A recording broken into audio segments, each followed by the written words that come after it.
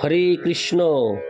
আজ 20 মার্চ 2024 ও 6 চৈত্র 1430 বুধবার, আমলকি একাদশী। এই একাদশীর দিন আমি শ্রীমদ্ ভাগবতম পাঠ করছি। আজ আমি পাঠ করছি শ্রীমদ্ ভাগবতমের দ্বিতীয় স্কন্দ 7ম অধ্যায়, বিশিষ্ট কার্য সম্পাদনের জন্য নির্দিষ্ট অবতার সমূহের শ্লোক 49, 50 ও 51। অডিওর শুরুতে আমি আমার সকল ভক্তিমতী মা ও ভক্তবৃন্দের কাছে আকুল আবেদন করতে চাই, আপনারা আমার এই ছোট্ট ইউটিউব চ্যানেল জীবনের পূর্ণতাকে সাবস্ক্রাইব করে আমাকে আশীর্বাদ করুন, আমার পাশে থাকুন ও আমাকে সহযোগিতা করুন। নারায়ণ হে নারায়ণ, ভব ভয় হরণম নারায়ণ। শ্লোক 49। শ্রেয় সামপি বিভুর্ভগবান যত হর্ষ ভাব স্বভাব বিহিতস্য শত প্রসিদ্ধি দেহে সধাতু বিগমে হনু বিসীর্য মানে ভোমেব তত্র পুরুষ ন বিসীর্যতে হজ। অনুবাদ: যা কিছু মঙ্গলময় সে সবেরই পরম প্রভু হচ্ছেন পরমেশ্বর ভগবান। কেননা জড় অথবা চিন্ময় অস্তিত্বে জীবের সমস্ত কার্যের ফল তিনি প্রদান করেন, তাই তিনি হচ্ছেন পরম উপকারী। প্রতিটি জীবই জন্মরহিত, তাই দেহের অভ্যন্তরে বিরাজমান বায়ুর মতো আত্মার বা জীবের অস্তিত্ব জড় দেহের বিনাশের পরেও বর্তমান থাকে। আত্মার বা জীবের অস্তিত্ব জড়দেহের বিনাশের পরেও বর্তমান থাকে। তাৎপর্য: জীব অজ এবং নিত্য। শ্রীমদ্ ভগবদ্ গীতায় প্রতিপন্ন হয়েছে যে জড়দেহের বিনাশ হলেও জীবের বিনাশ হয় না। জীব যতক্ষণ জড় জগতের বন্ধনে আবদ্ধ থাকে ততক্ষণ তাকে তার কর্ম অনুসারে এই জন্মে অথবা পরজন্মে সেই সমস্ত কর্মের ফল ভোগ করতে হয়। তেমনি চিন্ময় স্তরে সম্পাদিত কর্ম 5 প্রকার মুক্তির মাধ্যমে ভগবান কর্তৃক পুরস্কৃত হয়। নির্বিশেষবাদীরাও পরমেশ্বর ভগবানের অনুগ্রহ ব্যতীত তাদের ঈপ্সিত সাযুজ্য মুক্তি লাভ করতে পারে না। শ্রীমদ্ ভগবদ্ গীতায় প্রতিপন্ন হয়েছে যে জীবের বাসনা অনুসারে ভগবান বর্তমান জীবনে মানুষকে বাঞ্ছিত ফল প্রদান করেন। ভগবান জীবকে বাসনা করার স্বতন্ত্রতা দিয়েছেন এবং তাদের সেই বাসনা অনুসারে তিনি তাদের ফল প্রদান করেন। তাই সকলেরই কর্তব্য হচ্ছে তাদের ঈপ্সিত উদ্দেশ্য সাধনের জন্য নিষ্ঠা সহকারে কেবল পরমেশ্বর ভগবানেরই আরাধনা করা। নির্বিশেষবাদীরা জল্পনা কল্পনার পরিবর্তে অথবা ধ্যান করার পরিবর্তে সরাসরিভাবে পরমেশ্বর ভগবানের প্রতি প্রেমময়ী সেবা সম্পাদন করতে পারে এবং তার ফলে অনায়াসে তাদের উদ্দেশ্য সাধন করতে পারে। ভক্তেরা স্বাভাবিকভাবেই নির্বিশেষবাদীদের বাঞ্ছিত ব্রহ্ম সাযুজ্যের বাসনা না করে ভগবানের ব্যক্তিগত সান্নিধ্য লাভ করতে চায়।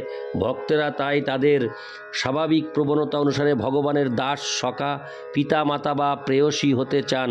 ভগবত ভক্তির 9টি অপ্রাকৃত বিধি রয়েছে, যথা শ্রবণ, কীর্তন ইত্যাদি, এবং এই প্রকার সহজ এবং স্বাভাবিক ভগবত ভক্তির পন্থা অনুসরণ করার মাধ্যমে ভক্তেরা সর্বশ্রেষ্ঠ সিদ্ধি লাভ করেন, যা ব্রহ্মে লীন হয়ে যাওয়ার সাযুজ্য মুক্তি থেকে অনেক অনেক গুণ শ্রেয়। তাই ভক্তদের কখনো পরমেশ্বর ভগবানের প্রকৃতি সম্বন্ধে জল্পনা কল্পনা অথবা কৃত্রিমভাবে শূন্যে ধ্যান করার উপদেশ দেওয়া হয় না। ভ্রান্তভাবে কখনো মনে করা উচিত নয় যে এই দেহের বিনাশের পর কোনো শরীর থাকবে না যার দ্বারা সরাসরিভাবে ভগবানের সঙ্গ লাভ করা সম্ভব। জীব অজ, এমন নয় যে তার জড় দেহের উৎপত্তির ফলে জীব সৃষ্টি হয়েছে। পক্ষান্তরে জীব দেহের বিকাশ হয় জীবের বাসনা অনুসারে, জড়দেহের বিবর্তন জীবের বাসনা অনুসারে হয়ে থাকে। জীবের এই বাসনা অনুসারে জড়দেহের বিকাশ হয়। অতএব চিন্ময় আত্মার জীবনী শক্তি থেকে জড়দেহের প্রকাশ হয়। জীব যেহেতু নিত্য, তাই সে বায়ুর মতো দেহের ভিতর বিদ্যমান থাকে। বায়ু দেহের ভিতরে এবং বাহিরে বর্তমান, তাই যখন বাহিরের আবরণ স্বরূপ জড়দেহ বিনষ্ট হয় তখন চিৎ স্ফুলিঙ্গ দেহের ভিতরের বায়ুর মতো বর্তমান থাকে।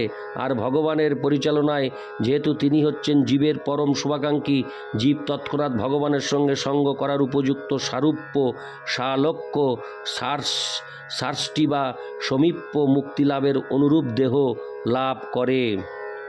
ভগবান এতই দয়াময় যে কোনো ভক্ত যদি জড়জগতের কলুষিত প্রভাব থেকে মুক্ত অনন্য ভগবত ভক্তির চরম লক্ষ্যে পৌঁছাতে না পারে, তাহলে তার পরবর্তী জীবনে নিষ্ঠাপরায়ণ ভক্ত পরিবারে অথবা ঐশ্বর্যশালী সম্ভ্রান্ত পরিবারে তার জন্ম হয়, যাতে জড়জাগতিক জীবন সংগ্রামে ব্যাপৃত না হয়ে অবশিষ্ট কলুষ থেকে মুক্ত হয়ে বর্তমান দেহ ত্যাগ করার পর তার প্রকৃত আলয় ভগবদ্ধামে ফিরে যেতে পারে। সে কথা শ্রীমদ্ ভগবদ্গীতায় প্রতিপন্ন হয়েছে। এই বিষয়ে বিস্তারিত বিবরণ শ্রীল জীব গোস্বামী প্রভুপাদের ভাগবত সন্দর্ভে পাওয়া যায়। একবার পারমার্থিক স্থিতি লাভ হলে ভক্ত নিত্য সেই স্তরে অবস্থান করেন, যা পূর্ববর্তী শ্লোকে ইতিমধ্যেই আলোচিত হয়েছে। ইতি শ্লোক 49। শ্লোক 50। সোহয়ং তেহ ভীতিতস্তাত ভগবান বিশ্বভাবন সমাসেন হরের নান্যদোন্নস্মাৎ সদ্য সচ্চোজত। অনুবাদ: হে পুত্র, আমি তোমাকে সংক্ষেপে ভগবানের তত্ত্ব বর্ণনা করলাম, যিনি হচ্ছেন এই প্রকাশিত জগতের স্রষ্টা। সেই পরমেশ্বর ভগবান হরি বিনা এই ব্যক্ত এবং অব্যক্ত জগতের আর অন্য কোনো কারণ নেই। তাৎপর্য: যেহেতু আমাদের সাধারণত এই অনিত্য জড় জগৎ এবং তার উপর বদ্ধ জীবের আধিপত্য করার অভিজ্ঞতা রয়েছে, তাই ব্রহ্মাজি নারদদেবের কাছে বিশ্লেষণ করেছেন যে এই অনিত্য জড়জগৎ ভগবানের বহিরঙ্গা শক্তির কার্য এবং এই জগতে জীবন সংগ্রামে রত বদ্ধ জীবেরা পরমেশ্বর ভগবানের তটস্থা শক্তি। পরমেশ্বর ভগবান শ্রীহরি ব্যতীত এই সমস্ত কার্যকলাপের অন্য কোনো কারণ নেই। সেই ভগবান হচ্ছেন সর্বকারণের পরম কারণ, কিন্তু তার অর্থ এই নয় যে ভগবান নির্বিশেষ রূপে নিজেকে বিতরণ করেছেন। তিনি বহিরঙ্গা এবং তটস্থা শক্তির এই সমস্ত জটিলতা থেকে সম্পূর্ণ স্বতন্ত্র। শ্রীমদ্ ভগবদ্ গীতায় প্রতিপন্ন হয়েছে যে তার শক্তির দ্বারাই কেবল তিনি সর্বত্র বিরাজমান। যা কিছু প্রকাশিত হয়েছে তা সবই কেবল তার শক্তিতে আশ্রিত, কিন্তু তিনি পরমেশ্বর ভগবান রূপে সর্বদাই সব কিছু থেকে পৃথক। শক্তি এবং শক্তিমান যুগপৎ পরস্পর থেকে ভিন্ন এবং অভিন্ন। এই দুঃখময় জড়জগৎ সৃষ্টি করার জন্য কখনো ভগবানকে দোষ দেওয়া উচিত নয়। ঠিক যেমন কারাগার সৃষ্টি করার জন্য রাজাকে দোষ দেওয়া যায় না। যারা রাষ্ট্রের আইন মানতে চায় না, সেই সব অবাধ্য নাগরিকদের জন্য রাষ্ট্র ব্যবস্থায় কারাগারের প্রয়োজন রয়েছে। তেমনি যারা পরমেশ্বর ভগবানকে অস্বীকার করে নিজেরাই ভগবান সাজতে চায়, তাদের বিকৃত মনোভাব সংশোধন করার জন্য ভগবান এই দুঃখময় অনিত্য জড় জগৎ সৃষ্টি করেছেন। তিনি কিন্তু সর্বদাই চান যে অধপতিত জীবেরা যেন ভগবত ধামে তার কাছে ফিরে আসে, এবং সেই জন্য প্রামাণিক শাস্ত্রের মাধ্যমে, তার প্রতিনিধির মাধ্যমে এবং তিনি স্বয়ং অবতরণ করে বদ্ধ জীবদের তার কাছে ফিরে যাওয়ার সুযোগ দিচ্ছেন। যেহেতু এই জড়জগতের প্রতি তার কোনো রকম আসক্তি নেই, তাই তা সৃষ্টি করার জন্য তাকে দোষও দেওয়া যায় না। ইতি শ্লোক 50। শ্লোক 51। ইদং ভাগবতং নাম জন্মে ভগবতোদিতম সংগ্রহ হয়ং বিভূতিনাং তমে তদ্দি পুলি কুরু। ইদং ভাগবতং নাম জন্মে ভগবতোদিতম সংগ্রহ হয়ং বিভূতিনাং তমে তদ্দি পুলি কুরু। অনুবাদ: হে নারদ, এই ভগবত তত্ত্ব বিজ্ঞান শ্রীমদ্ ভাগবত পরমেশ্বর ভগবান সংক্ষেপে আমাকে বলেছিলেন। এই ভগবত তত্ত্ব বিজ্ঞান হচ্ছে তার বিভিন্ন শক্তির সমন্বয়ের বর্ণনা। তুমি এই বিজ্ঞান সম্প্রসারিত করো। তাৎপর্য: পরমেশ্বর ভগবান শ্রীমদ্ ভাগবত সংক্ষেপে কেবলমাত্র 6টি শ্লোকের মাধ্যমে ব্রহ্মাকে বলেছিলেন, যা পরে বর্ণনা করা হবে। এই শ্রীমদ্ ভাগবত হচ্ছে ভগবান সম্বন্ধীয় বিজ্ঞান এবং তা পরমেশ্বর ভগবানের অতি শক্তিশালী প্রতিনিধি। যেহেতু তিনি অদ্বয় তত্ত্ব, তাই তার সম্বন্ধীয় বিজ্ঞান শ্রীমদ্ ভাগবত তার থেকে অভিন্ন। ব্রহ্মাজি ভগবান সম্বন্ধীয় এই বিজ্ঞান সরাসরিভাবে ভগবানের কাছ থেকে লাভ করেছিলেন এবং তিনি তা নারদকে প্রদান করেছিলেন। নারদ শ্রীল ব্যাসদেবকে নির্দেশ দিয়েছিলেন সেই তত্ত্বজ্ঞান বিস্তারিতভাবে বর্ণনা করতে। তাই পরমেশ্বর ভগবান সম্বন্ধীয় অপ্রাকৃত জ্ঞান মনোধর্মী তার্কিকদের জল্পনা কল্পনা নয়, পক্ষান্তরে তা হচ্ছে জড়া প্রকৃতির সমস্ত গুণের অতীত নিষ্কলুষ নিত্য নির্ভুল জ্ঞান।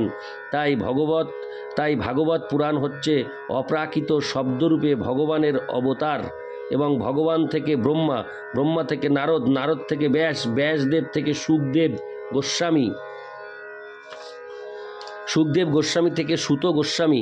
এই পরম্পরা ধারায় সদ্গুরুর কাছ থেকে এই দিব্যজ্ঞান লাভ করতে হয়। বেদরূপী বৃক্ষের এই সুপক্ক ফলটি অতি উচ্চ শাখা থেকে হঠাৎ মাটিতে পড়ে যাতে নষ্ট না হয়ে যায়, সেই জন্য এক হাত থেকে আর এক হাতে হস্তান্তরিত হওয়ার মাধ্যমে তা নেমে আসে। তাই গুরু পরম্পরা ধারার যথার্থ প্রতিনিধি সদ্গুরুর কাছ থেকে শ্রবণ না করলে এই ভগবত তত্ত্ব বিজ্ঞান হৃদয়ঙ্গম করা অসম্ভব। তা কখনোই পেশাদারী ভাগবত পাঠকের কাছে শ্রবণ করা উচিত নয়, যারা তাদের জীবিকা নির্বাহের জন্য শ্রোতাদের মনোরঞ্জন করার মাধ্যমে অর্থ উপার্জন করার উদ্দেশ্যে শ্রীমদ্ ভাগবত পাঠ করে। ইতি শ্লোক 51। नारायण हे नारायण भवभयहरणं नारायण। हरे कृष्ण कृष्ण कृष्ण हरे हरे, हरे राम राम राम हरे हरे। जय राधे राधे राधे, राधे श्याम।